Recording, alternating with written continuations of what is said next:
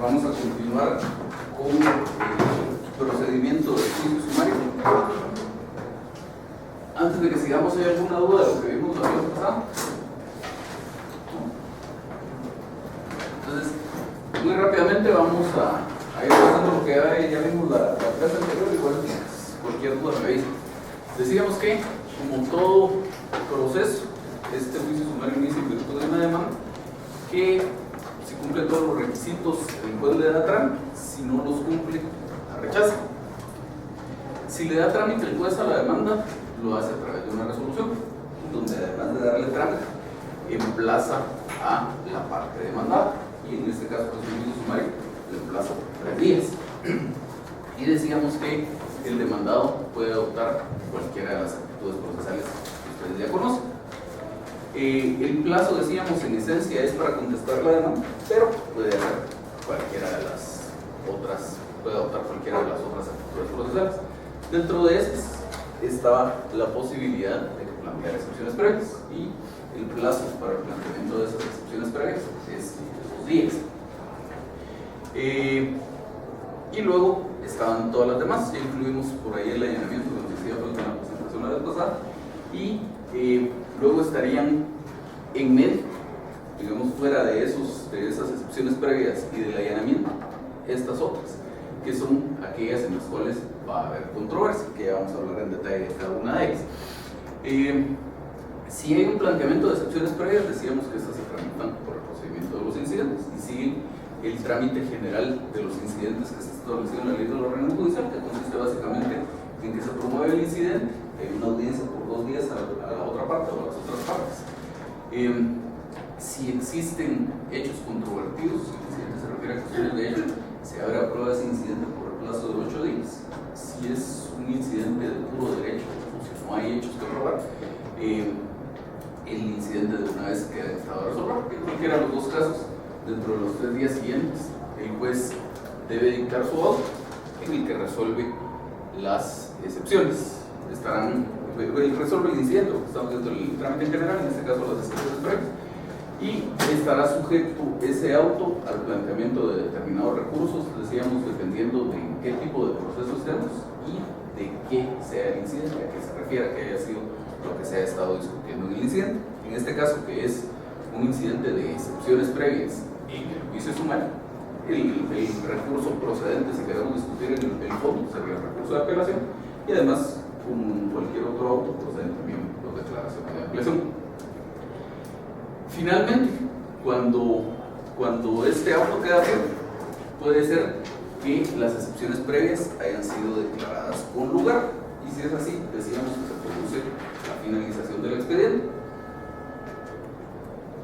De tal manera que la deficiencia que dio lugar al planteamiento de la excepción previa ya no se puede corregir en ese mismo expediente, hay que corregirlo, puede presentar otra vez la demanda, que le asignen un nuevo número, etc. Luego, si la excepción es declarada sin lugar, entonces continúa transcurriendo el emplazamiento, sigue corriendo el emplazamiento. Que aquí en este caso, como el emplazamiento es muy breve, pues hay que ser especialmente cuidadosos con ese tema, que era de lo que hablábamos al final de la clase anterior, porque siendo el plazo de excepciones previas únicamente de 2 días, normalmente las excepciones previas se plantean el último día de esos 2. Entonces luego, cuando todo esto quede firme, únicamente me va a quedar un día para contestar la demanda. Hay que ser cuidadosos de que ese día no se me vaya a pasar, porque de lo contrario podría dar lugar a que la otra parte pida que se continúe el juicio en rebeldía. Por ahí vamos, ¿no hay dudas? Entonces, de todas estas actitudes procesales que le corresponden al demandado, vamos a hablar ahora del allanamiento. No porque esa siga en orden, sino porque es la que, si fuera adoptada por el demandado, representaría, digamos que, la menor dificultad para la tramitación del proceso. Dejaría más expedito el resolver la controversia. De todas estas posibles actitudes del demandado, la del planteamiento de excepciones previas no es una actitud en cuanto al fondo del asunto. Únicamente se trata de depurar algunas cuestiones, pero si el demandado plantea excepciones previas, después de todos modos tiene que asumir alguna de las otras actitudes procesales, aunque sea que no conteste la demanda y por lo tanto el juicio se decide en su rebeldía, pero sí hace falta ver todavía adelante cuál es el pronunciamiento de fondo del demandado en cuanto al proceso. Entonces, esta primera es el allanamiento, que como saben ustedes en lo que consiste no es más que en una renuncia a la contienda. Al demandado no le interesa discutir el proceso, por lo tanto queda el proceso en estado de reserva. El código que si hay allanamiento, previa ratificación, el juez falla sin más trámite. Entonces aquí de una vez en esta sentencia nos olvidamos de cualquier procedimiento intermedio. Aquí no hay litis, el demandado no se opone y entonces puede dictarse sentencia. Todas las otras actitudes procesales sí implican la existencia de una litis, aún la misma rebeldía. Las artes todas implican la existencia de una controversia.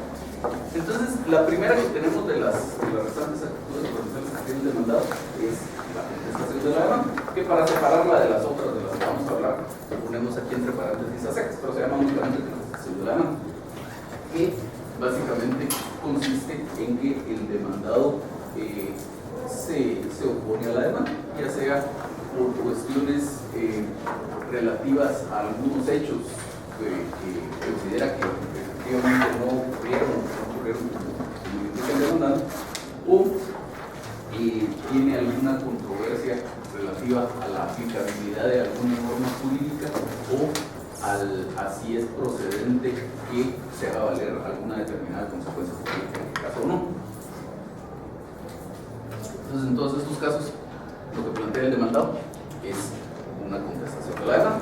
Como decíamos, el plazo para hacerlo es de 3 días y por su naturaleza el emplazamiento es para eso, el demandado conteste la demanda. Pudiera ser que el demandado conteste la demanda, pero no se limite solo a eso, sino que además quiera plantear excepciones perentorias. Y las excepciones perentorias, por su naturaleza, se presentan con la contestación de la demanda. Siendo este un proceso escrito, pues la demanda se contesta por escrito y ese mismo memorial de contestación de demanda debe contener el planteamiento de las excepciones perentorias, que como ustedes saben son aquellas que atacan el fondo del asunto. Es importante recordar aquí que cuando uno plantea excepciones perentorias, cuando hace más de una cosa en un memorial, en este caso vamos a contestar la demanda y además vamos a plantear una o más excepciones perentorias, es importante separar qué de mis argumentos corresponden a cada una de esas cuestiones. Entonces, digamos en mi apartado de hechos yo voy a decir de la contestación de la demanda y cuáles son mis argumentos relativos a la contestación de la demanda, de la excepción perentoria de lo que ustedes quieran y pongo los argumentos de esa excepción perentoria, y si tengo más excepciones perentorias los voy separando de la misma forma. Igual en la petición de fondo voy a pedir algo relativo a la demanda. En este caso, si estoy contestando la demanda, obviamente voy a pedir que la declaren sin lugar y además voy a formular peticiones por separado en cuanto a cada una de las excepciones perentorias, que declaren con lugar cada una de esas excepciones perentorias y la consecuencia propia de cada una de ellas. La siguiente posibilidad sería que conteste la demanda y plantee una reconvención en contra de la demanda, que dentro del mismo proceso el que originalmente era demandado, demanda el que originalmente era demandante. La otra posibilidad sería que mezcle todo en el mismo memorial, conteste la demanda, que plantee excepciones perentorias y además reconvención. Y finalmente la otra posibilidad que tiene el demandado es no hacer nada, no contestar la demanda dentro del plazo de los 3 días que tiene para el efecto y por lo tanto poder llegar a estar en una situación de rebeldía, que no es algo automático, no es simplemente que se me pasó mi plazo de 3 días y automáticamente ya estoy en una situación de rebeldía, sino que esto debe ser resuelto por el juez y lo debe resolver el juez a petición de parte. Entonces, Pasados los 3 días del emplazamiento, lo que ocurre es que a partir de lo que sería el cuarto día, que ya no existe, pues, pero a partir del día hábil siguiente a ese tercer día, el demandante queda habilitado para pedir que se tenga por contestada la demanda en sentido negativo y se sigue el juicio en mi rebeldía. El emplazamiento, recordarán ustedes que lo vieron el semestre pasado en el juicio ordinario, es un plazo no perentorio, es decir, que no basta el simple transcurso del plazo para que se agote la oportunidad procesal o la posibilidad procesal que tenía la parte, sino que además es necesaria alguna actividad adicional, que en este caso es precisamente esa solicitud de rebeldía. De tal forma que, decíamos el semestre pasado en el juicio ordinario, si pasan los 9 días y el 10º día no ha pedido la parte actora que se tenga por contestada la demanda en sentido negativo, yo como demandado perfectamente puedo presentar mi contestación de demanda y entonces debe admitir para su trámite esa contestación de la demanda. Lo mismo si no es el 10º día, si no es un mes después o un año después o 20 años después, mientras la parte actora no pida que se siga el juicio en rebeldía del demandado, la puerta queda abierta y en cualquier momento el demandado puede presentar su contestación de demanda y esa contestación de demanda es admisible. Lo mismo pasa en el juicio sumario. De hecho, son los dos únicos procesos en donde esto puede pasar. El juicio oral, a pesar de que es un proceso de conocimiento, no puede pasar por unas cuestiones de orden práctico que vamos a ver cuando platiquemos del juicio oral. Pero en el juicio sumario sí.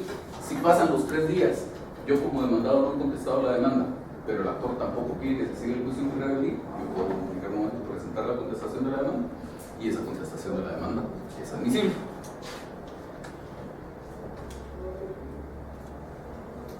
Luego, dependiendo de la actitud procesal que el demandado haya adoptado, eso nos rige cómo va a continuar el procedimiento. Porque de esas 4 o 5 posibilidades que vimos en este momento, hay 2 que implican la existencia de una reconvención. Cuando existe una contestación de demanda con reconvención, o cuando existe una contestación de demanda con reconvención y además con excepciones perentorias. En esos 2 casos, por la existencia de la reconvención, es necesario incluir algunas etapas procesales adicionales acá, porque establece la ley que cuando se presenta una reconvención se sigue el mismo trámite establecido para la demanda. ¿Eso qué quiere decir? El juez, para empezar, debe calificar si le da trámite o no le da trámite a la reconvención, pero suponiendo que sí le da trámite, tiene que emplazar al reconvenido por el mismo plazo que emplazó al demandado original, que en este caso del juicio sumario es de 3 días. Entonces, hay un emplazamiento por 3 días y luego este reconvenido puede adoptar cualquiera de las actitudes procesales que le corresponderían al demandado. Puede plantear excepciones previas, puede contestar la reconvención y cualquiera de todas las demás. Y entonces, dependiendo de cuál, es un punto suspensivo, dependiendo de cuál sea la actitud procesal que haya adoptado el reconvenido, pues habrá que seguir algún trámite. Si plantea excepciones previas, pues seguiremos el procedimiento de los incidentes. Si solo contestó la demanda, la reconvención, pues seguiremos adelante con el periodo de prueba, etc. La cuestión es que finalmente llegamos a algún punto en que se contesta la reconvención o se tiene por contestada la reconvención, si es que el reconvenido no la contesta y el reconveniente pide que se siga el juicio en su rebeldía. Cuando ya existe una posición de fondo del reconvenido en cuanto a la reconvención, entonces podemos pasar a lo siguiente, que sería esta apertura a prueba en el caso del juicio sumario por un plazo de 15 días.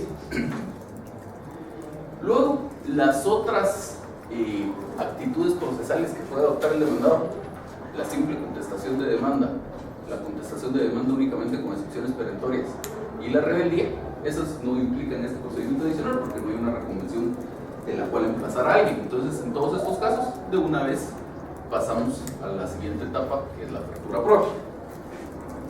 ¿Estamos bien hasta aquí? ¿No?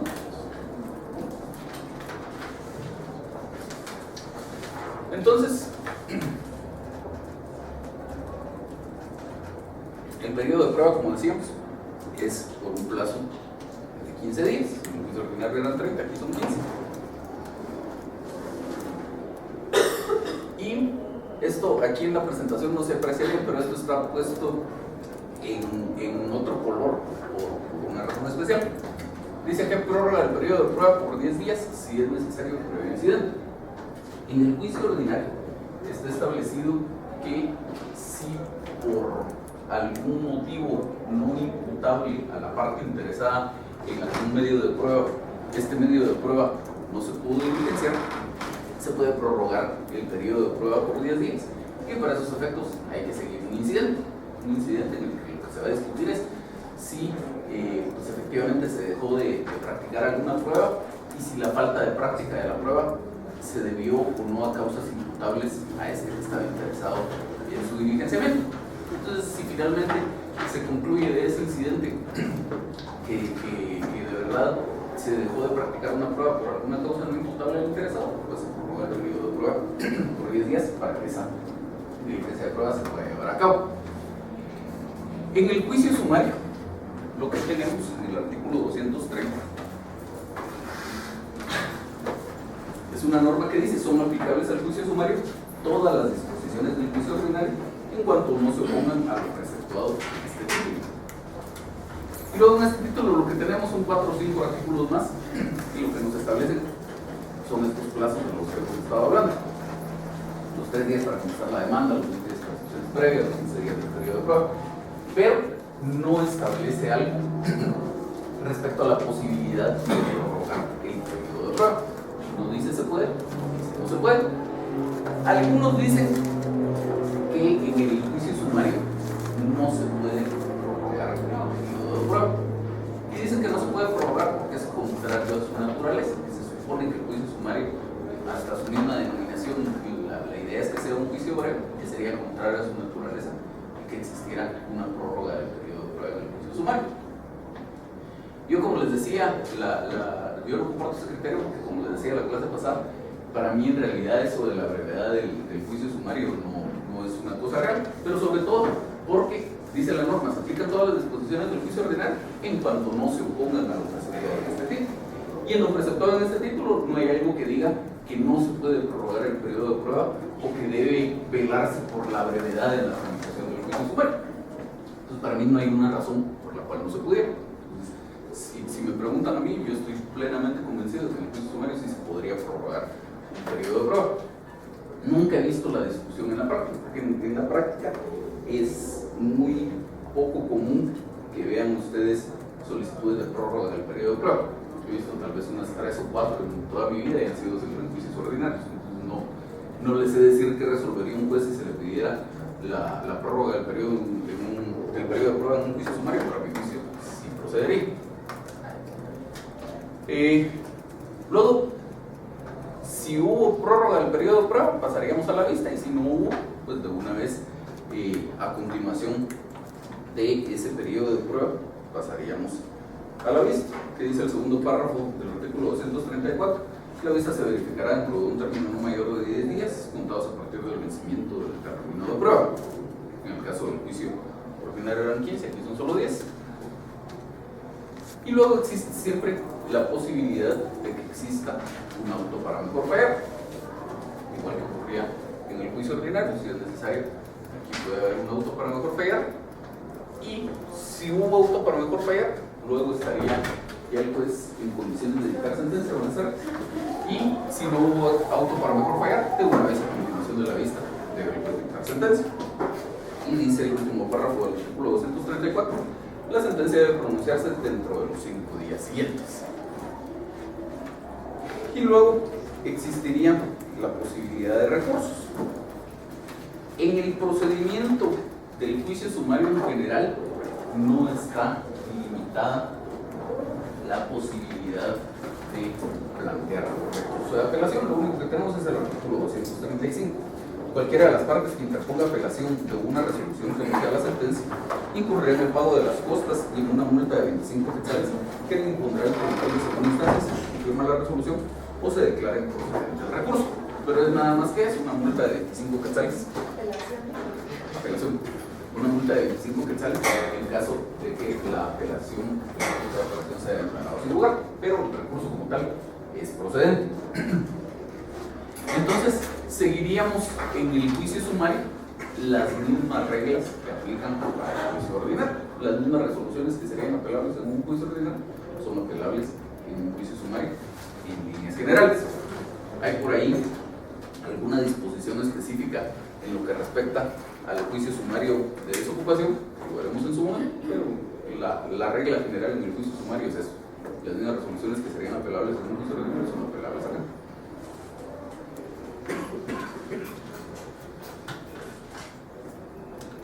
Y eso es todo el trámite del juicio sumario. ¿Alguna duda? Solo una pregunta. En la función me decía sentencia, venía en una fecha del allanamiento. Si hay allanamiento, de una vez pasamos a sentencia. ¿Sí? Ya que usted mencionó el artículo 230, la aplicación por la normativa, podría ser también articulado en el artículo 124. De un periodo extraordinario de prueba cuando la prueba que se busca rendir durante el proceso sumario no pueda estar en ejecución inmediata en el país. Lo que pasa es que ahí se volvería un poco más complicada la cuestión, porque ahí establece la ley que el periodo extraordinario de prueba, los plazos corren igual que los del periodo ordinario de prueba. Entonces, de tal manera que de esos hasta 120 días que pueden existir, empiezan a contar junto con los 30 días normales del periodo de prueba en el juicio ordinario, hasta que usted llega a 30. Ahí se acabó el periodo ordinario de prueba, pero sigue contando 31, 32 hasta llegar a 120 para esos medios de prueba que provengan del extranjero. Aquí y entonces en realidad lo que tienen ustedes son hasta 90 días más para diferenciar esos medios de prueba que provengan del extranjero.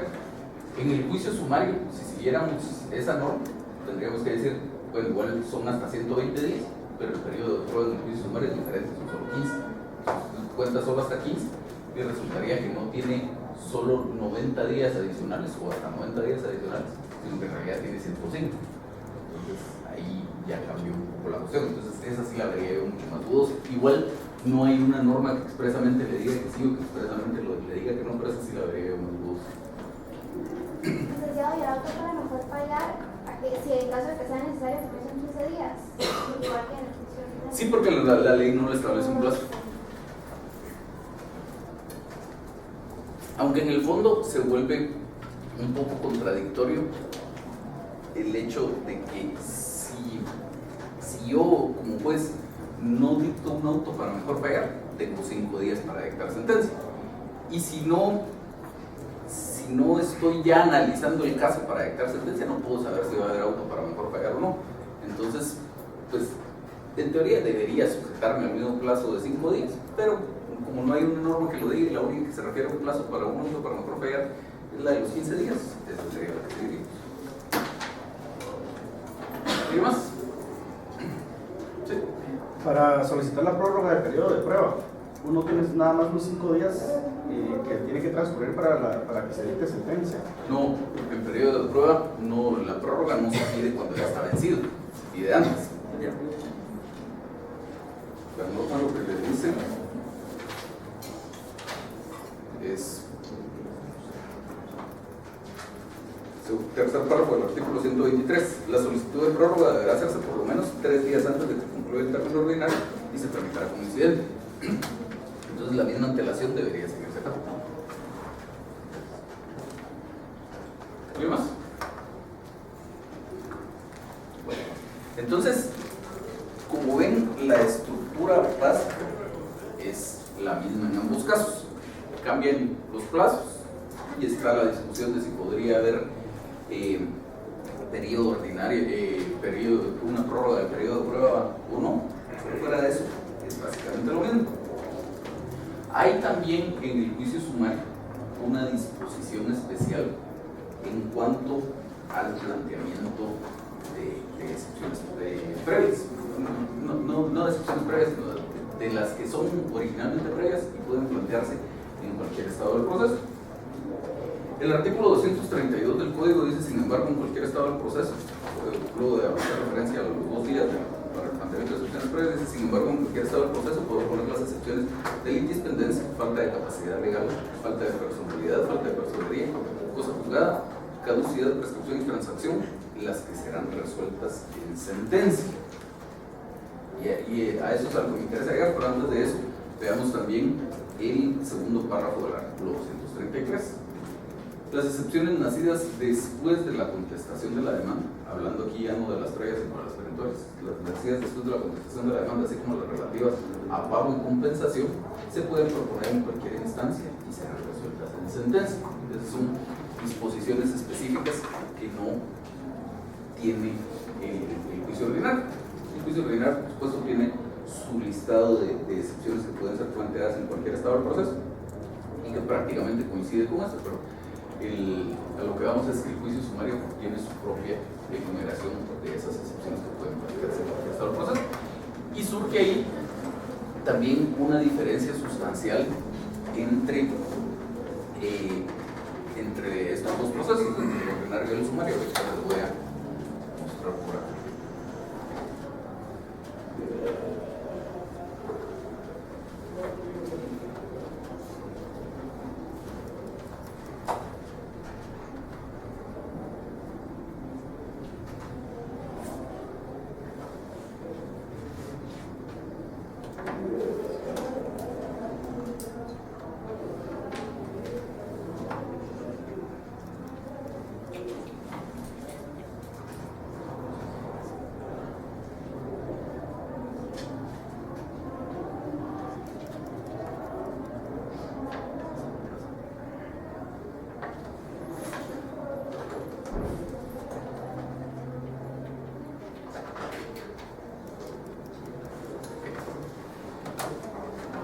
Veamos, para hacer la comparación, cómo sería el trámite si se plantearan excepciones de estas que originalmente están concebidas como previas y se plantearan en algún momento posterior del proceso.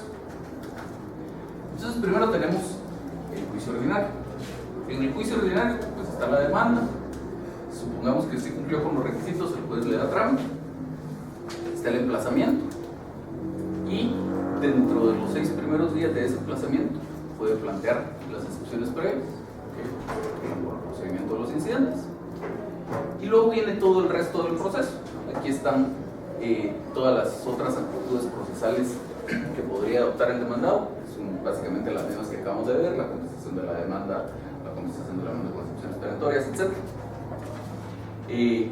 Estos trámites adicionales, cuando existe reconvención, que se emplaza reconvenido y que hay que esperar a que la reconvención se tenga por contestada. Y en los otros casos llegamos de una vez a la apertura a prueba, luego la prórroga, la vista, el auto para mejor fallar y la sentencia. Entonces, en el juicio ordinario, en cualquiera de todos estos momentos, después del planteamiento de excepciones previas, se pueden plantear algunas excepciones que se establece el artículo 120. Entonces dice la norma: dentro de 6 días de emplazado por el demandado se acordarán las excepciones previas. Sin embargo, en cualquier estado del proceso puede poner las de indispendencia, falta de capacidad legal, falta de personalidad, cosa juzgada, transacción, caducidad y prescripción. Y dice que el trámite de las excepciones será el mismo de los incidentes. Entonces, como decíamos en la clase anterior, eso de que se puedan plantear en cualquier estado del proceso es relativo, porque todavía quedamos sujetos a la interpretación que puede hacer el juez respecto a si basta mi simple intención de plantearlas fuera de los 6 días para que sean admisibles, pues sí sería necesario, que es la posición que yo sostengo, sí sería necesario que hubiera una circunstancia especial que me impidió plantear las excepciones en ese plazo de los 100 días que originalmente tenía. Entonces, pero puestos en el punto de que la excepción fuera admisible, pues se podría plantear una excepción, como dice la norma, en cualquier estado del proceso, digamos, ya que conquiste la demanda o mientras estamos en el trámite de la reconvención o mientras estamos en el periodo de prueba, en cualquier momento, mientras no se haya acabado el proceso, se plantearían estas excepciones. Y el trámite que esto seguiría sería, como dice ese artículo 109, el procedimiento de los incidentes. Es lo mismo, se promueve el incidente, audiencia por 2 días, si se refiere a cuestiones de hecho, apertura a prueba por 8 días, y luego en los 3 días se resuelve.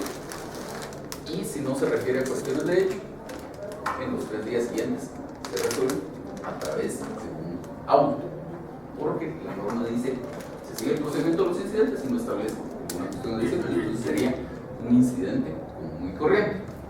Como decíamos la clase pasada, la ley del organismo judicial establece un par de clasificaciones de los incidentes. Y dentro de esas está la que nos divide en los incidentes que le ponen obstáculo al curso del proceso, y por lo tanto se tramitan en la misma pieza principal, y luego los incidentes que no le ponen obstáculo al curso del proceso, y por lo tanto se tramitan en puerta separada. Este sería un incidente que no le pone obstáculo al curso del proceso y por lo tanto tendría que tramitarse en puerta separada.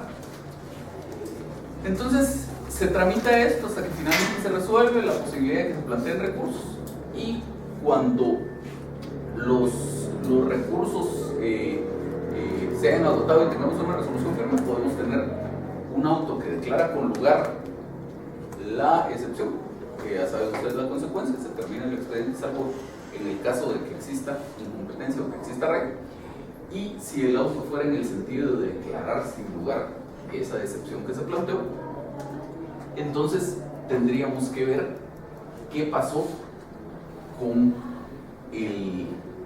la pieza principal, porque como decimos, al tramitarse esto en cuerda separada, camina de forma paralela esto que es la pieza principal del proceso con esto que es el incidente en cuerda separada. Entonces, mientras esto pasa, puede ser que todavía estemos discutiendo las excepciones previas de la reconvención y no hayamos avanzado mucho más allá, o puede ser que ya se haya vencido el periodo de prueba. Pueden existir cualquier posibilidad que a ustedes se les ocurra. Entonces, si esto, el incidente relativo a la excepción, terminó antes que el proceso principal, es decir, el proceso principal no ha llegado hasta sentencia, pues seguimos únicamente tramitando el proceso principal, y cuando llegue a sentencia, pues resolverá el juez lo que tenga que resolver. Ahora, si pasa al revés, si ya pasó la vista y el juez está en estado de dictar sentencia y todavía estamos discutiendo eso, porque a lo mejor hay por ahí algún recurso de apelación pendiente de resolverse o que sea, entonces el juez debe esperar a que esto esté resuelto y haya una resolución firme para poder dictar su sentencia. Pero lo importante de remarcar aquí es que se trata de 2 resoluciones distintas. La excepción esa que se planteó en cualquier estado del proceso se resuelve a través de un auto que se tramitó en un incidente, y el asunto principal, digamos, si es que la excepción es declarada sin lugar, se resolverá en la sentencia.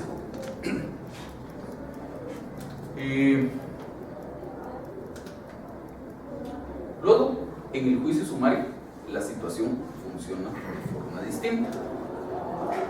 Aquí, la primera parte sería lo mismo, la demanda, se cumplen los requisitos, el juez le da trámite, un emplazamiento por 3 días, de esos hay 2 días para plantear excepciones previas, y después de que pasaron esos 2 días, en cualquier momento son admisibles algunas de las que originalmente eran excepciones previas. Entonces, siempre sujeto a lo mismo, deberían presentarse fuera del plazo de 2 días, únicamente cuando exista algún impedimento justificado de por qué no se pudieron presentar en los 2 días, pero igual en cualquier momento posterior durante el periodo de prueba, mientras estamos discutiendo la reconvención, mientras estamos esperando que llegue el día de hora para la vista, se plantea alguna de estas excepciones y empieza todo como un incidente. Entonces está el memorial en que se promueve la excepción, una audiencia en la otra parte por 2 días. Si el incidente se refiere a cuestiones de hecho, una apertura a prueba por 8 días. Y si el incidente no se refiere a cuestiones de hecho, ya quedaría en estado de resolverse la excepción. Pero el juez no dicta un auto resolviendo la excepción. En cualquiera de los 2 casos queda la excepción en estado de resolver, pero el juez no la resuelve a través de un auto, la resuelve en la sentencia, porque así lo dice expresamente la norma. Artículo 232. En cualquier estado del proceso podrá poner las siguientes: las que serán resueltas en sentencia. Entonces, los casos de cualquiera de esas excepciones que fuera planteada fuera de los 2 días, en el juicio sumario, la excepción se resolvería en sentencia. Entonces, la parte del incidente en cuerda separada,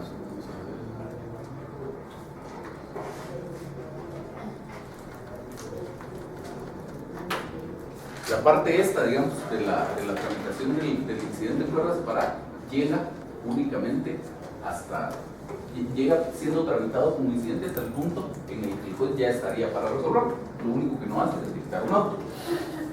Entonces ahí, igual que pasa en el juicio ordinario, como esto se tramita en cuerda separada, va transcurriendo de forma paralela la pieza principal con la cuerda separada. Entonces pudiera ser que la tramitación de la pieza principal ya se haya acabado y el juez ya solo está esperando que la excepción quede en estado de resolver para poder dictar su sentencia. Entonces, en ese caso, inmediatamente dicta su sentencia, en la cual resuelve tanto si declara tanto esta excepción como si declara sin lugar o con lugar la demanda y resuelve las excepciones perentorias y todo lo que se tenga que resolver.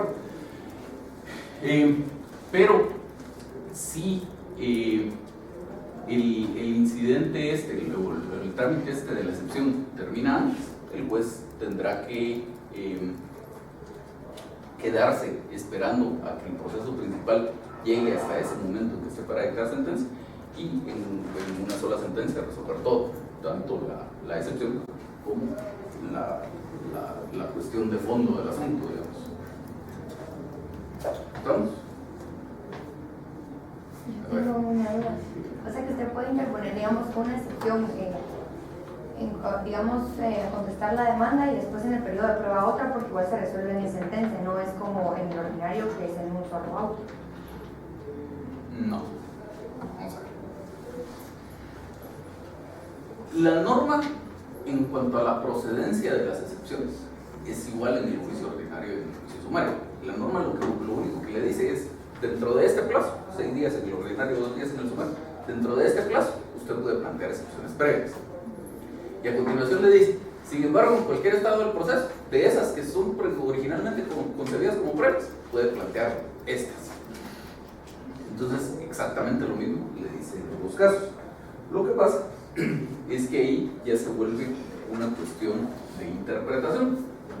Porque usted pudiera decir, la norma simplemente dice, se pueden plantear en cualquier estado del proceso. Entonces, si yo quiero plantear una excepción de falta de personalidad después de esos 2 días que tengo en el juicio sumario, puedo hacerlo.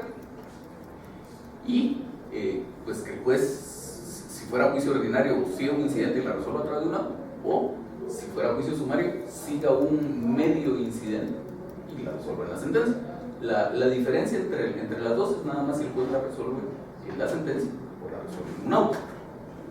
Pero a lo que vamos es que la norma no dice más que eso, no dice más que en cualquier estado del proceso podrá plantear estas excepciones.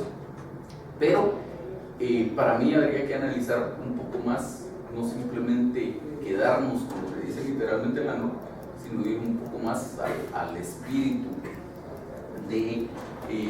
no al espíritu, sino al fondo de la institución. La ley le establece un cierto plazo a usted para plantear excepciones previas. 6 días en el ordinario y 2 días en el sumario. Si simplemente usted las pudiera plantear porque quiere en cualquier estado del proceso, porque esa fue su estrategia, porque se le ocurrió, o lo que sea, no tendría sentido el establecer ese plazo. Podría decir mejor la ley, estas excepciones se plantean en 6 días en el juicio ordinario y estas otras se plantean en cualquier estado del proceso. Pero la ley sí las concibe como previas y establece un plazo para su planteamiento. Entonces deberíamos pensar en que el plazo en realidad, o la posibilidad de plantearlas fuera, en realidad está reservada para aquellos casos en los que usted, por algunas circunstancias, especialmente si la excepción nació con posterioridad a los 6 días o los 2 días, que usted podría plantearlas.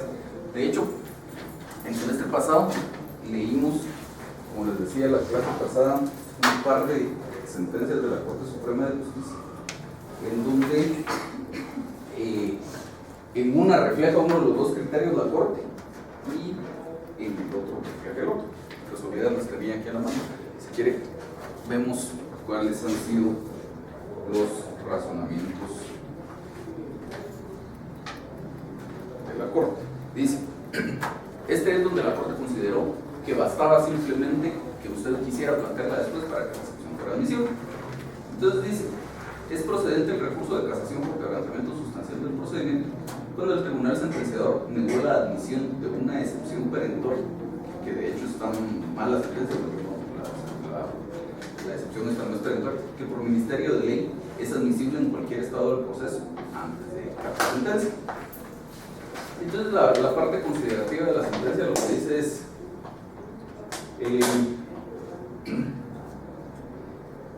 porque la sala no admitió ni tramitó la excepción perentoria de prescripción bajo el concepto de que no nació después de contestar la demanda. Debe hacerse notar que el artículo 120 del Código citado estatuye de manera indubitable que, entre otras excepciones, la de prescripción es admisible en cualquier estado del proceso. En consecuencia, la sala estuvo obligada a admitir y tramitar la excepción, y al no hacerlo así, tal infracción se adecua al caso de procedencia contenido en el inciso primero del artículo 622 del Código Procesal Civil Mercantil, puesto que la negativa de conocer de la defensa relacionada influye en el resultado del fallo. Entonces aquí básicamente el criterio que está reflejando la Corte Suprema, es decir, la norma lo único que dice es en cualquier estado del proceso usted lo puede hacer, no dice más, y entonces a eso debió sujetarse la sala. Esta es una sentencia de 1975. Esta otra es un poquito más reciente, es del 2006, y en esta era una excepción de falta de personería, pero la idea es básicamente la misma. Dice, la excepción de falta de personería puede ser interpuesta en cualquier estado del proceso, pero siempre que se funde en hechos que hayan ocurrido con posterioridad al término del emplazamiento. De lo contrario, en aplicación de la norma general que la clasifica dentro de las excepciones previas, el derecho de proponerla queda precluido. Ya la consideración es con relación a la oposición de la excepción de falta de personería, de conformidad con el artículo 120 del Código Procesal Civil y Mercantil, la naturaleza de dicha excepción permite que sea interpuesta en cualquier estado del proceso, pero su finalidad no es la de atacar el derecho sustancial en sí que se pone en la demanda, sino que su eficacia frente a la situación jurídica que se le opone. Procura la decisión del proceso por una cuestión no sustancial. En el presente caso, la aludida excepción podría haberse hecho valer en cualquier estado del proceso, pero siempre que se fundara en hechos que hayan ocurrido con posterioridad al término del emplazamiento. De lo contrario, en aplicación de la norma general que la clasifica dentro de las excepciones previas, la facultad de proponerla queda precluida. Al regular la interposición de algunas excepciones en cualquier estado del proceso, lo que se ha querido garantizar es el derecho de defensa ante la eventualidad de que los hechos que lo motivan ocurran después de contestar la demanda. Entonces, como le digo, no hay algo que uno pudiera decir definitivamente es así o definitivamente es de la otra forma, porque la ley no es clara al respecto. Y resoluciones de un mismo tribunal de la misma Corte Suprema de Justicia, hay una en un sentido y otra en otro sentido, por supuesto en distintas épocas, pero a lo que veo es que se vuelve una cuestión de interpretación. Si bastará solo su voluntad para que la excepción sea admisible en cualquier estado del proceso, o si es necesario que además haya nacido con posterioridad al plazo que usted tenía. Pero eso es independientemente de si estamos hablando de juicio ordinario o de juicio sumario, incluso de juicio oral, que también, con las grandes diferencias que existen en el procedimiento, pero también tiene su norma que dice que hay algunas excepciones que se pueden plantear en cualquier estado del proceso. La diferencia entonces entre el ordinario y el sumario en esta materia no está ahí, sino está simplemente en que en el juicio ordinario sí es un incidente completo lo que usted tramita hasta que resuelve la excepción a través de una hora, mientras que en el juicio sumario tramita una gran parte del incidente, salvo lo que se refiere al auto, y ya el juez no resuelve la excepción en un auto, sino que se queda esperando que el proceso esté en el estado de dictar sentencia y en esa sentencia resuelve la excepción. Y otra cosa importante de remarcar aquí es que, como les decía la clase anterior, si se plantea alguna de estas excepciones en cualquier estado del proceso, ya no tendrían el calificativo de previas. El artículo 116 las enumera como previas, pero es previas precisamente porque es antes de la contestación de la demanda. Aquí perderían ese calificativo, tampoco se convierten en perentorias, se llamarían simplemente excepción. Excepción de prescripción, excepción de caducidad o excepción de lo que ustedes quieran. ¿Dudas como esta? Sí. Todas estas excepciones que podemos plantear durante todo el proceso siempre se tramitan en cuerda semanal. Sí. Siempre inician como incidente. Sí. Es todo el procedimiento del incidente, sea ordinario o sea sumario. La única diferencia es que si es ordinario, termina como incidente, resolvemos a través de un nombre, mientras que si es sumario, termina en la sentencia. Las excepciones previas en los sumarios sí se tramita en animal, no en partes separados. No, eso es igual que en el ordinario, se suspende el trámite del proceso. ¿Alguien más? Bueno, entonces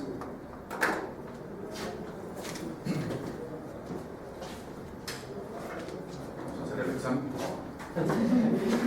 Vamos a ver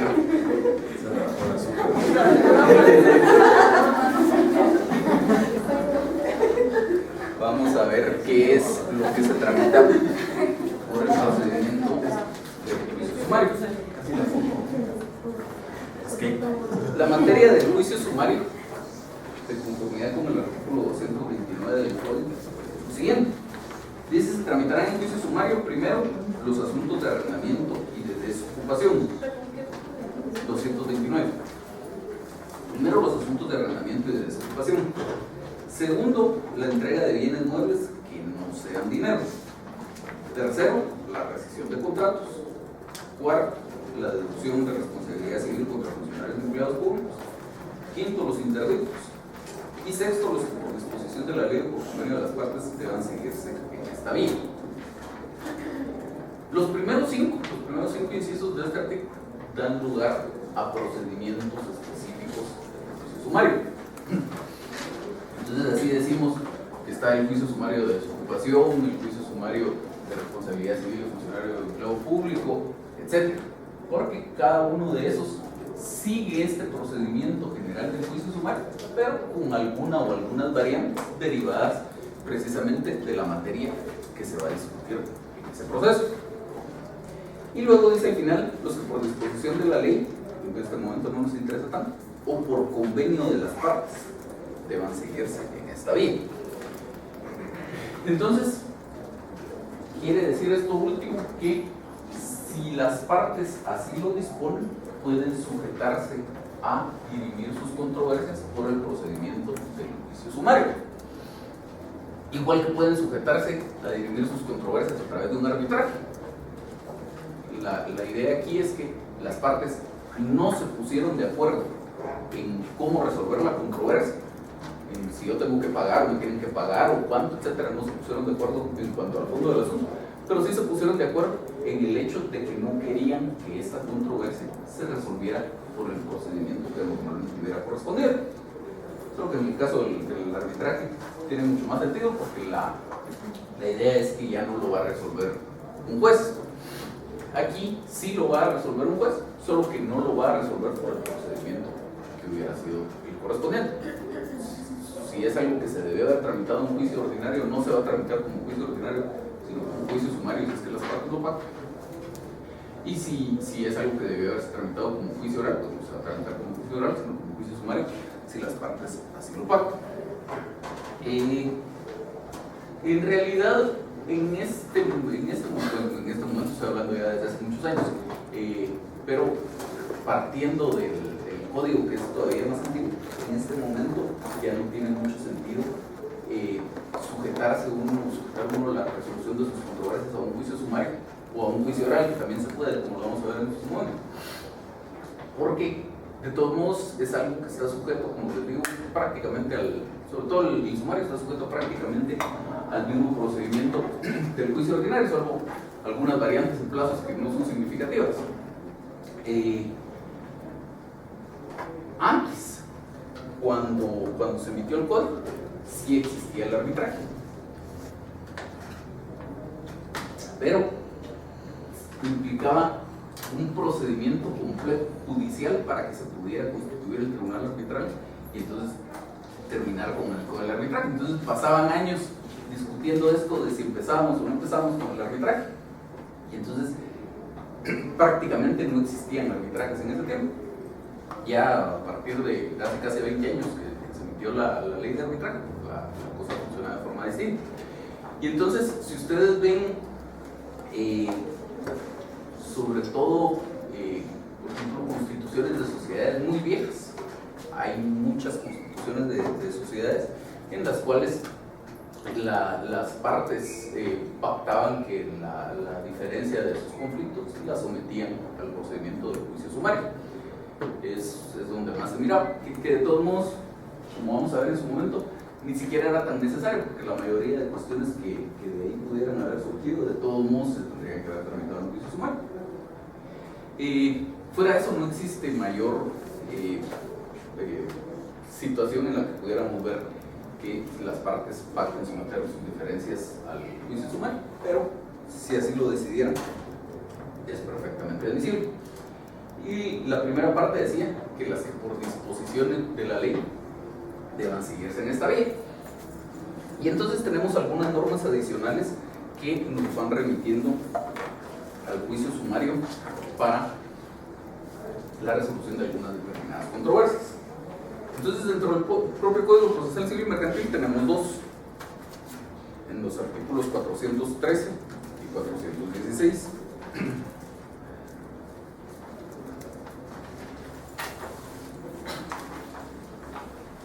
En 413, hablando de la ausencia, dice: si varias personas se disputaran el derecho de representar al ausente, la cuestión se resolverá en forma de incidente. Y al declararse la ausencia, el juez nombrará a la persona que tenga mejor derecho de acuerdo con lo que dispone el Código Civil. Si hubiera oposición a la declaración de ausencia, el asunto será declarado contencioso y se sustanciará en la vía sumaria. Entonces, básicamente aquí este artículo de lo que está hablando es que hay dos posibilidades de oposición cuando se está tramitando una ausencia. La primera posibilidad es: yo sí quiero que declaren ausente a ese señor, por lo menos no me opongo a que lo declaren ausente, pero considero que el que lo debe representar no es ese que lo quiere representar, que está siguiendo las diligencias, sino que a lo mejor tengo un mejor derecho yo a representarlo por alguna circunstancia en particular. Entonces, si ese es el caso, esto se dilucida a través de un incidente. Ahora, pudiera ser que mi tema no es si lo representa Juan o lo representa Pedro, sino que no quiero que lo declaren ausente. Entonces, eso se tramita a través del juicio sumario. Y luego el 416, que es una cuestión más o menos parecida, hablando de la administración de los bienes del ausente, y se pueden obtener la administración de los bienes del ausente los que se crean con derecho a ellos según el Código Civil. La solicitud deberá publicarse en el diario oficial y en otro de los medios de circulación, y en caso de presentarse oposición se tramitará en juicio sumario. Entonces, ambos casos son diligencias que originalmente son de jurisdicción voluntaria, pero que para existir una oposición, pues el asunto se declara contencioso y debe considerarse, en este caso, a través del juicio sumario. Luego tenemos varias en el Código de Comercio. En el Código de Comercio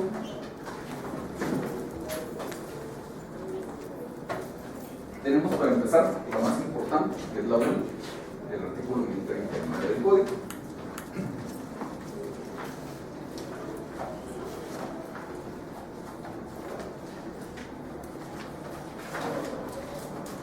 Esta norma establece: a menos que se estipule lo contrario en este código, todas las acciones a que dé lugar su aplicación se ventilarán en juicio sumario, salvo que las partes hayan convenido en someter sus diferencias a arbitraje.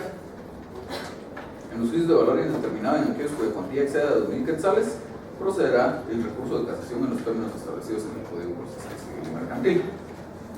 Y el último párrafo se refiere a ejecución, que no nos interesa. Entonces, la vía procesal supletoria, hablando de asuntos mercantiles, es la del juicio sumario.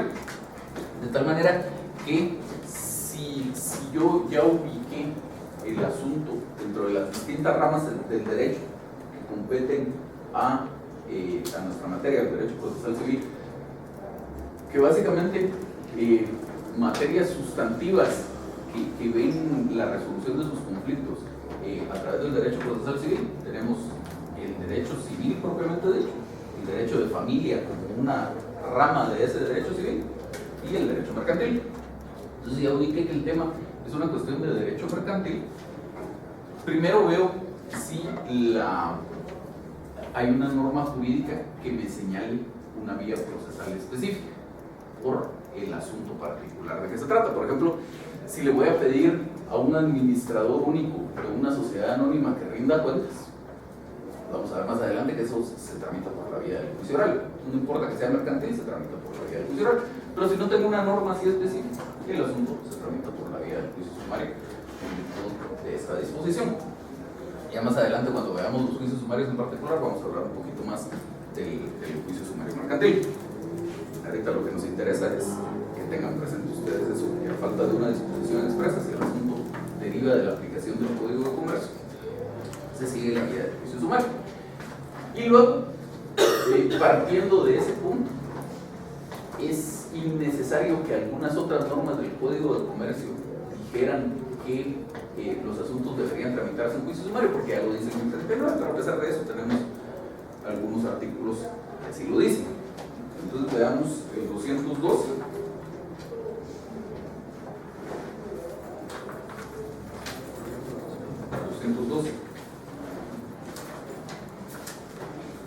Pónganle atención a eso, porque hay algunas ediciones viejas de códigos de comercio que en alguno de estos artículos que les voy a decir dice que la vía del juicio oral, pero está mal hecho el código porque en realidad es juicio sumario. Entonces todos estos que les voy a decir, la vía procesal señalada, la del código, la del juicio sumario.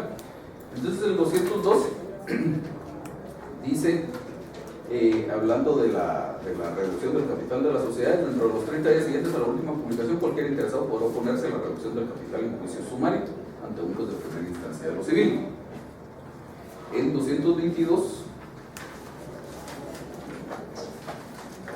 hablando de las sociedades con fin ilícito, dice: las sociedades que tengan fin ilícito serán nulas aunque estén inscritas. La nulidad podrá promoverse en juicio sumario y ante un juez de primera instancia de lo civil. Luego el 227, que hablando de la exclusión de los socios, dice: el acuerdo de exclusión se tomará por el voto de la mayoría y tiene efecto transcurridos 30 días desde la fecha de la comunicación al socio excluido. El socio no tiene derecho a votar respecto del acuerdo de exclusión que lo afecta. Dentro de este término, el socio excluido puede hacer oposición ante un juez de primera instancia de lo civil en juicio sumario. El 234, hablando de la liquidación parcial, dice: resuelta la exclusión de un socio, se procederá a liquidar la parte que le corresponda y aprobada esa liquidación, la sociedad fijará un plazo prudencial para efectuar el pago de acuerdo a lo anterior. En caso de desacuerdo entre el excluido y la sociedad, el plazo y las condiciones serán fijadas por el juez de primera instancia de lo civil. Todas las acciones en que da lugar al presente artículo se integrarán en juicio sumario. El 238, hablando de la disolución, dice: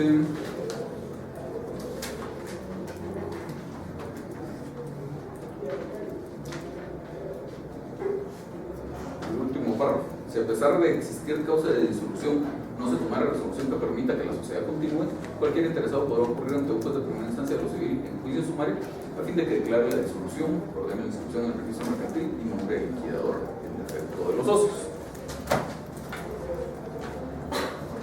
Perdón.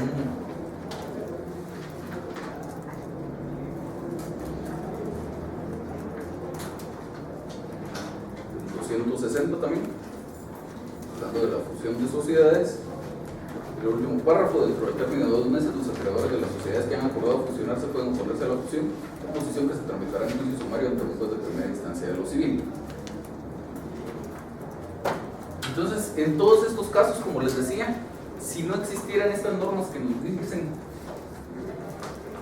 que esas controversias se dilucidan por la vía del juicio sumario, de todos modos la del juicio sumario sería la aplicable, porque así lo dice la norma general del artículo 1039. Básicamente, en todos esos casos está de más que la norma diga que la cuestión se tramita por la vía del juicio sumario.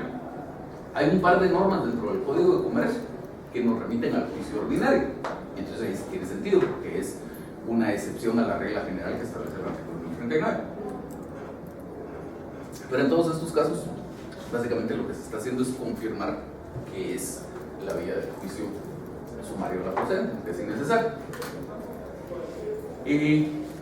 Siempre pónganle atención a esas normas, porque a veces las normas se limitan a decir que se puede hacer algo, pues se puede plantear una oposición a la disolución de una sociedad, etc. Pero en muchos casos no es simplemente la posibilidad de demandar lo que establecen estas normas, sino que además establecen en alguna forma una orientación de qué contenido debería tener la demanda.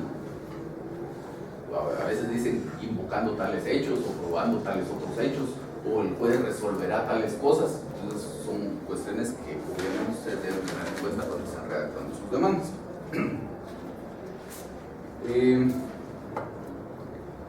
Y luego tenemos también algún caso más de controversias que supuestamente deben tramitarse en la vía del juicio sumario, aunque yo nunca he visto alguna. Es una cuestión en materia tributaria.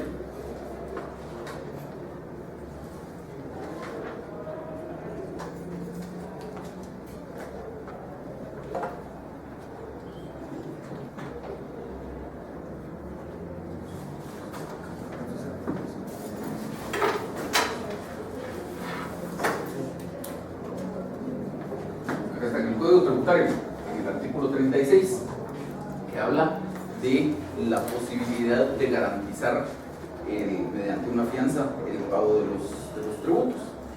Entonces dice el último párrafo del artículo: para los efectos de este artículo, la fianza que garantice obligaciones tributarias se rige por las disposiciones establecidas en tratados o convenios internacionales, en este Código de las leyes tributarias, obligatoriamente en lo dispuesto en el Código de Comercio. De existir controversias, las mismas deben ser solucionadas en la vía sumaria, con excepción de la ejecución de la fianza, la cual se realizará por el procedimiento económico coactivo establecido en este código. Entonces, ahí está establecida también otro asunto que supuestamente se tramita por la vía del juicio sumario. Y les digo supuestamente porque yo nunca he visto uno, y sobre todo con la reforma que tuvo esta norma, que creo que es una reforma del año pasado o antepasado, porque antes no tenía esa última salvedad, donde dice con excepción de la ejecución de la fianza que deberá tramitarse por el procedimiento económico coactivo. Antes no tenía esa disposición.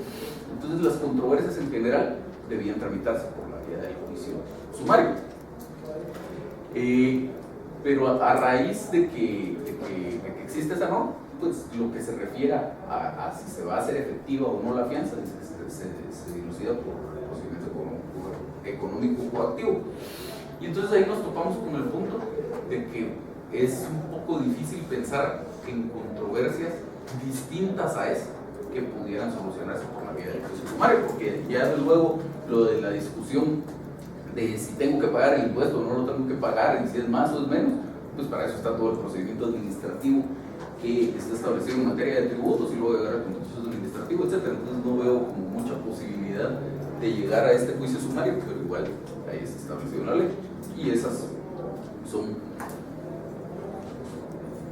las situaciones en las que la controversia se dilucidaría por la vía del juicio sumario. ¿Dudas hasta aquí? No. Nada. Bueno, entonces si no hay dudas, pasemos a platicar de los juicios sumarios en particular. El primero que tenemos de estos es el juicio sumario de desocupación. El artículo 229 dice: se tramitarán en juicio sumario primero los asuntos de arrendamiento y de desocupación, y ya cuando se va a empezar a regular la materia en particular, el capítulo se titula juicio sobre arrendamientos y desahucio. Desahucio y desocupación es lo mismo, son sinónimos, y la ley los usa indistintamente. Entonces dentro del proceso, cuando ustedes plantean una demanda, pueden plantear una demanda de desahucio, si ustedes quieren, denominarlo como demanda de desahucio o demanda de desocupación, exactamente lo mismo. Lo recomendable es sí usar la misma terminología en toda su demanda, es decir, si la van a denominar de desocupación, en toda la demanda la denominarán así, y se la van a denominar de desahucio. Bueno, lo importante de tener en mente en principio es que son dos cosas distintas.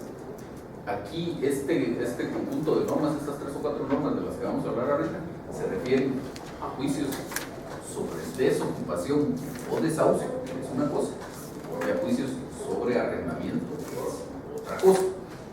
Eventualmente pudieran combinarse ambas cosas en un solo proceso, es decir, un proceso que a la vez se refiera a temas relacionados con arrendamiento y con desocupación, porque lo que queremos es la desocupación de un inmueble que está arrendado.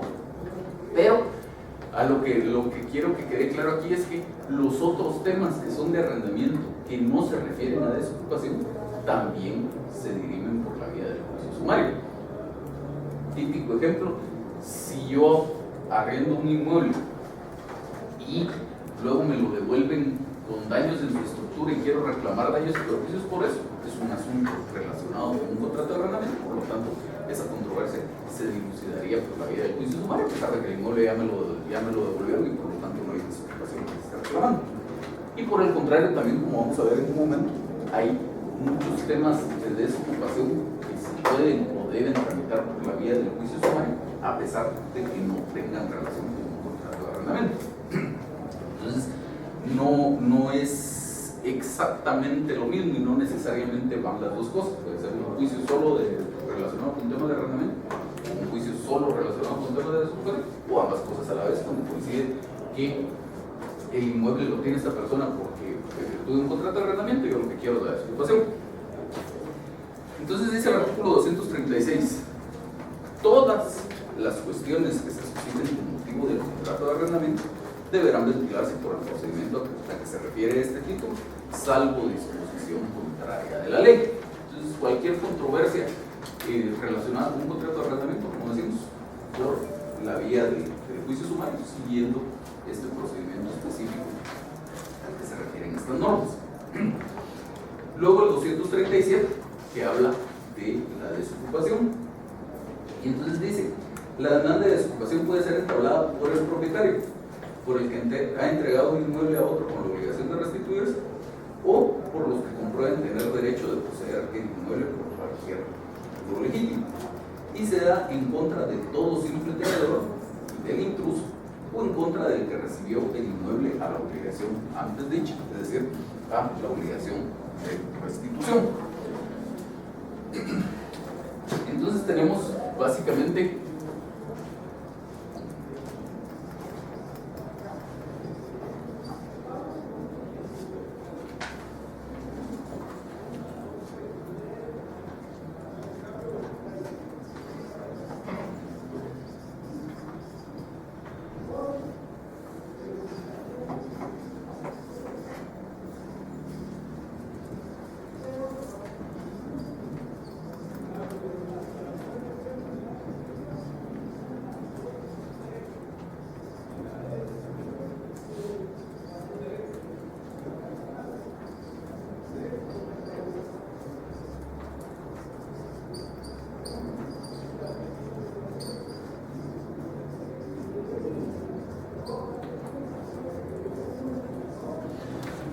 tenemos básicamente una enumeración de quiénes serían los que tendrían legitimación activa para promover una demanda de este tipo, que son esos 3.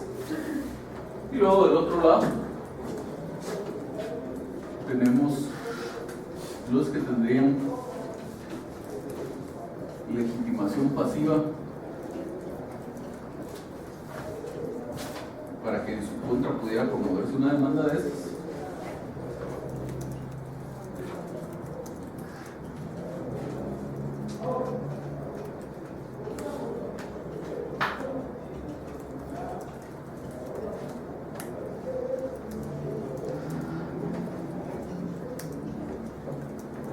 Que serían estos 3. Entonces el caso del contrato de arrendamiento, cuando yo pido la desocupación como consecuencia de la existencia de un contrato de arrendamiento, es en realidad solo uno más dentro de un gran universo de casos en los que puede promoverse uno de estos juicios sumarios de desocupación.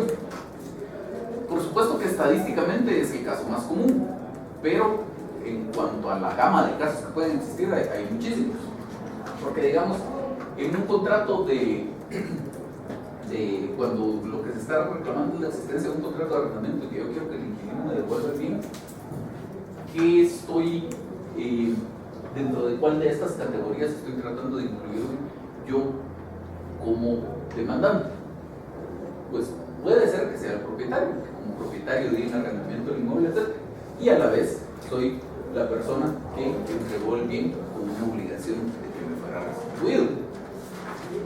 Lo de propietario ni siquiera es necesario que así haya ocurrido, porque a lo mejor yo soy usufructuario del bien o soy arrendatario con derecho a darlo en su arrendamiento, y en esos casos pues habrá sido alguien que entregó el bien con una obligación de restitución. Y luego el demandado encuadraría en este último supuesto. Sería alguien que recibió el bien con esa obligación de restituir. Pero además están los otros supuestos. Del lado de la legitimación activa, ¿de quién podría ser el demandante? Se trata de la ley de cubrir como los dos casos más generales, que serían el que es propietario, el que entregó el bien a otro con la obligación de restituir. Pero por si todavía hubiera alguien que no encuadra en ninguno de esos supuestos, dice cualquiera que compruebe tener derecho a poseer el bien por cualquier título legítimo. Entonces ahí puede ser cualquier cosa. Y luego del lado de la legitimación pasiva, quedémonos de momento con el último, el que recibió el bien con esa obligación de restituir. Solo ahí hay un montón de personas que no necesariamente serían arrendatarios, que pueden recibir un bien con una obligación de restitución. Pudiera ser un depositario, pudiera ser un usufructuario, pudiera ser alguien que tenga un derecho de uso, un derecho de habitación. En todos esos casos estamos hablando de personas que recibieron un bien con una obligación de restituir, y que por lo tanto tienen legitimación pasiva para poder ser demandados en este tipo de procesos. Y más interesante todavía, los dos primeros, sobre todo el segundo. Puedo plantear una demanda de este tipo en contra de cualquier simple tenedor, incluso en contra de un intruso. La diferencia entre esos dos la encontramos en que para empezar, la similitud es que ninguno de esos dos tiene un título legítimo para poseer el inmueble. Si tuvieran un título legítimo para poseer el inmueble, estarían en el supuesto 3. Es decir, sería un usufructuario, un arrendatario, cualquiera de estos tiene algún título para poseer el inmueble. Luego, los dos primeros, se trata de personas que no tienen título para poseer el inmueble. Están en el inmueble, pero no por una razón que sea jurídicamente protegible. Y entonces, en cualquiera de esos dos casos se puede promover el juicio de desocupación en su contra. ¿Qué diferencia hay entre ser un simple tenedor?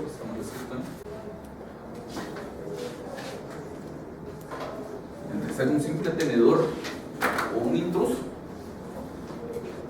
El grado de distancia que exista entre la situación de esta persona y la existencia de un título legítimo. Es decir, en aquel extremo está la persona que tiene un título legítimo para poseer y que por alguna circunstancia yo quiero obtener la desocupación de ese bien, porque se venció el contrato de arrendamiento o porque el usufructuario no está haciendo buen uso del inmueble usufructuado, lo que ustedes quieran. Entonces la persona sí tenía derecho a poseer. En el extremo totalmente opuesto está el intruso, que es una persona que no solo no tiene un título legítimo para poseer, sino que además es lo que en lenguaje común pudiéramos llamar un invasor. Alguien que vio que el inmueble estaba desocupado, que no había nadie por ahí, forzó las chapas, entró a vivir al inmueble, o era un inmueble para uso agrícola y pues no había nadie, pues, entró al inmueble, empezó a sembrar y estamos haciendo uso del inmueble. Eso sería un intruso. Y en medio está el simple tenedor, que es una persona que no está exactamente en alguna de las otras situaciones. Es decir, no tiene un título legítimo para poseer el inmueble, pero tampoco es alguien que haya violentado las las medidas de ingreso al inmueble o situaciones de este tipo. Es alguien que a lo mejor tenía alguna vinculación con alguna persona que le permitía estar en el inmueble y luego esa vinculación se pierde. Entonces, un ejemplo muy claro de esto es una demanda que es un caso de la vida real de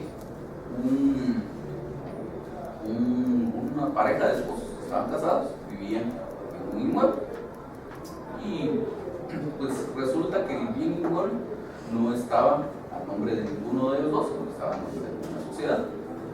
Entonces después viene el pleito entre los esposos, el esposo se va de la casa y resulta que es un bien que es de la sociedad en el cual está viviendo la señora. Entonces en contra de esa señora plantearon un juicio sumario de desocupación. No existía un contrato de arrendamiento, digamos, como para que la señora pudiera estar ubicada en este último supuesto de haber recibido el inmueble con la obligación de restituir, pero la señora tampoco era intrusa, porque había ingresado ahí con autorización, alguien le había dado las llaves y tenía una relación con su esposo que le permitía estar en el inmueble. Pero luego resulta que como el inmueble estaba a nombre de la sociedad, no existía un vínculo jurídico entre ella y la sociedad que obligara a la sociedad a darle un lugar donde vivir, y entonces plantearon esta demanda en su contra, independientemente de las consideraciones que se pudieran hacer respecto al tema de que el inmueble estaba a nombre de la sociedad y no del esposo y la cuestión moral que hubiera atrás, pero el tema es que en este caso la señora podía ser considerada como un simple tenedor del inmueble porque estaba ahí en una situación en la que no tenía un título legítimo para poseer el bien, pero tampoco estaba en el otro extremo de ser un intruso, era algo inmédico, que por el hecho de no tener ese título legítimo para poseer, pues estaba habilitado en este caso el propietario, que era la sociedad, para pedir la desocupación del bien. ¿Dudas hasta aquí? Solo una en este juicio de arrendamiento, según el artículo 236 dice que se susciten como motivo el contrato de arrendamiento. Mi duda es, el fin de este entonces es para rescindir el contrato de arrendamiento, para ponerle fin y sacarlo del inmueble, sería, ¿no? Esa sería una de las opciones. Lo que pasa es que la norma por eso dice todas las cuestiones. Entonces, una cuestión que se podría suscitar como motivo del contrato de arrendamiento es: usted es arrendante, yo soy arrendatario, y resulta que usted quiere que yo desocupe el inmueble porque usted tiene un hijo que es mayor de edad, se va a casar y necesita usted un lugar para darle vivienda a su hijo. Entonces, por eso pide la desocupación del inmueble. Mejor yo sabía que le renta todo, pero se necesita el inmueble. Pues resulta que yo no le pago la renta, por eso quiere la desocupación del inmueble, o el inmueble necesita reparaciones, cualquiera de todos los supuestos que establece la ley. Pero es solo una de las distintas controversias que pudieran surgir relativas al contrato de arrendamiento. Porque a lo mejor resulta que usted lo que quiere es que yo le pague la renta, porque no le he pagado las rentas. No le interesa la desocupación, o sí le interesa y quiere las dos cosas, quiere que yo le pague la renta. Entonces, esa es otra controversia que se podría suscitar como motivo de contrato de arrendamiento. A lo mejor incluso yo ya le devolví el inmueble, pero me fui sin pagar, le debo 10 meses de renta. Entonces usted quiere cobrarme esas rentas, también me las cobra por el procedimiento del juicio sumario. O lo que les decía al inicio, me fui y no le debo rentas, pero le dejé el inmueble en mal estado y usted me quiere cobrar reparaciones. Todas esas son cuestiones que se suscitan como motivo del contrato de arrendamiento. Gracias. Entonces, ahí, en ese artículo 237, revisen, porque antes ese artículo tenía un segundo párrafo, que ya está derogado. Entonces, si no tienen la anotación en sus leyes, pues hagan la anotación. El segundo párrafo está derogado. El segundo párrafo decía: si la desocupación se promoviera contra el inquilino, podrá optarse por el procedimiento que se establece en este artículo o por el específico que determina la ley de la materia, que es la ley de inquilinato. Pero eso ya no existe. Las normas de la ley de inquilinato que regulaban el tema procesal están derogadas. Entonces, básicamente era un juicio sumario con algunos plazos distintos, pero como les digo, eso ya está derogado. Entonces, dice el artículo 238: personas afectadas por el desahucio El desahucio afectará al inquilino, a los subarrendatarios y a cualesquiera otros ocupantes del inmueble por cualquier tipo. A estos efectos, el inquilino se considerará representante de todas las personas mencionadas en el párrafo anterior hasta que se hagan a él las notificaciones. Entonces, básicamente aquí, de lo que se trata es que cuando yo doy un arrendamiento, cuando yo doy en arrendamiento un bien, pudiera ser que el bien lo esté ocupando únicamente la parte arrendataria, que digamos que sería la situación normal que debería darse. Pero luego pudiera ser que en ese contrato de arrendamiento se haya facultado a ese arrendatario para que su barriga esté bien, o que incluso contraviniendo una prohibición expresa que está en el contrato de arrendamiento, este arrendatario subarrende el bien. Entonces, en todos esos casos, yo como arrendante no tengo conocimiento ni tengo una vinculación jurídica con todo el montón de personas que son subarrendatarios del bien. Entonces, aquí lo que me está diciendo la norma es: usted es la persona que entregó el bien a otro con la obligación de que se lo restituyera, y este arrendatario es el que recibió el bien con esa obligación de restituírselo a usted. Entonces, usted basta con que únicamente demande a ese arrendatario, y con las notificaciones que se hagan a este, se entiende que este representa a todos los subarrendatarios, y por lo tanto, con eso es suficiente. Con eso se entiende que está garantizado su derecho de defensa. Y entonces, si funciona la cuestión, si yo soy arrendante de un bien y el arrendatario tiene a su vez subarrendatarios, basta con que yo demande al arrendatario, no tengo por qué tener una vinculación procesal con todos los subarrendatarios. Adecuadamente manejada la cuestión, la norma pues tiene su razón de ser, por lo mismo que les decía. Pues yo a lo mejor ni sé quiénes son los que están ahí, mucho menos poder cumplir con lo que dice el código de sus nombres de apellidos, que lugar donde pueden ser notificados, etcétera, etcétera. Pero esta norma se presta mucho a malas prácticas, porque muchas veces lo que se da es que tenemos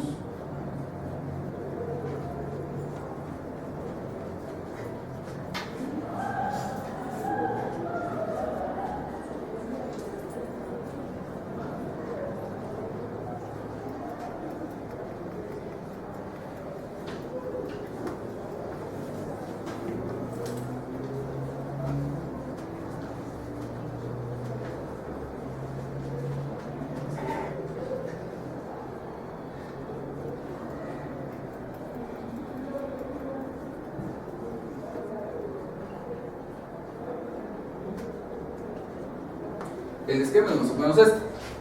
Tenemos una relación de arrendamiento, en la cual este es arrendante y este es arrendatario, y tenemos otra relación jurídica distinta de subarrendamiento, en la cual este que era arrendatario es subarrendado y el otro subarrendatario. Entonces, pues si la cosa efectivamente ocurrió así, que yo di el bien en arrendamiento y que el arrendatario lo dio en su arrendamiento, pues la norma tiene su razón de ser. Pero les decía que a veces esto se presta a malas prácticas, porque hay casos en los que en realidad no existe un contrato de arrendamiento, sino que se simula la existencia de un contrato de arrendamiento. Entonces, si yo ya sé que voy a dar en arrendamiento este bien y luego no me quiero topar con el problema que representaría promover una demanda de desocupación si es que el inquilino no me paga las rentas, entonces celebro un contrato, se llama LICET, celebro aquí con LICET un contrato de arrendamiento simulado. Entonces, simulamos la existencia de un contrato de arrendamiento, y cuando el bien se ofrece en arrendamiento de verdad a terceros, resulta que lo que aparece es frente, ¿cómo se llama? Sebastián es el interesado en arrendar ese bien. Cuando Sebastián ve el anuncio de la prensa, llama y etc. Con quien tiene contacto es con Lisa. Y esto es lo que le dices: mire, yo soy arrendataria de este bien y se lo puedo dar en su arrendamiento, y la renta es lo que ustedes quieran, 10,000 quetzales al mes. Y celebran este contrato de su arrendamiento. Pero yo ya había previamente arreglado toda la situación con Lisa. Entonces después resulta que Sebastián no paga las rentas. aunque las pague, yo quiero la desocupación del inmueble por la razón que sea. Entonces, en vez de que exista una demanda de desocupación en que el demandado sea Sebastián, que es lo que correspondería, yo lo que hago es demandar a Lisette. Y Lisette no se opone a esa demanda que yo estoy planteando. En cualquier caso en el que no exista oposición, pues saben ustedes que existe la rebeldía y que el proceso obviamente tramitado sin oposición es una cosa mucho más sencilla que una con oposición. En el caso de estos juicios sumarios, que vamos a ver el tema en particular la próxima clase, pero en el caso de estos juicios sumarios, la cuestión es que existe una norma que dice que si yo compruebo, cuando planteo mi demanda, si compruebo con documentos la relación jurídica que estoy afirmando, que en el ejemplo sería el contrato de arrendamiento entre Lisette y yo, si yo compruebo con documentos esta relación de arrendamiento, ahí el juez cuando lo emplace no va a hacer un emplazamiento común y corriente de que se emplaza el demandado por 3 días, sino que además le va a hacer un apercibimiento y le va a decir: usted tiene 3 días para contestar la demanda, y de una vez le aviso que si no contesta la demanda en esos 3 días, entonces yo como juez voy a ordenar la desocupación sin más trámite. Entonces ahí ya ni siquiera solicitud de rebeldía, ni apertura a prueba, ni vista, ni nada, de una vez se ordena la desocupación. Y entonces la primera noticia que tiene Sebastián de la existencia de todo eso es cuando llegan los miembros del tribunal a decirle: mira, venimos a hacer efectivo una orden de desocupación aquí, vamos a hacer efectivo un lanzamiento y vamos a la calle. Entonces, y no hay para dónde, pues porque el proceso se tramitó basado en una norma jurídica que así lo permite. Entonces, les digo, decía la clase pasada que tenemos que hablar de los aspectos éticos de los temas. Es una norma jurídica que bien empleada pues tiene su razón de ser, pero que no debería usarse para estas artimañas de dejar en este caso al verdadero arrendatario sin el derecho de defensa. Lo que pasa es que, puestos del otro lado, también muchas veces cuando se defiende al demandado en un tipo de un proceso de este tipo, lo que hacen es que plantean cuánto medio de impugnación se les ocurre para mantener en el inmueble el mayor tiempo posible al arrendatario. Pero al final de cuentas no se trata de ver quién retuerce más la ley para sacar un mayor provecho, que si yo como abogado del demandante presumo que el abogado del demandado me va a retrasar el proceso, entonces yo retuerzo otro poco la ley y entonces hago una artimaña de este tipo para no ocuparme con eso. No se trata de eso. Deberíamos pues todos mantenernos dentro de las líneas de la ética y que no existiera ninguna ni otra cosa. Pero igual se los cuento para que sepan ustedes que la práctica esta existe y que es algo que no debería existir. ¿Sí? El arrendatario no podría tomar una acción legal contra el subarrendante.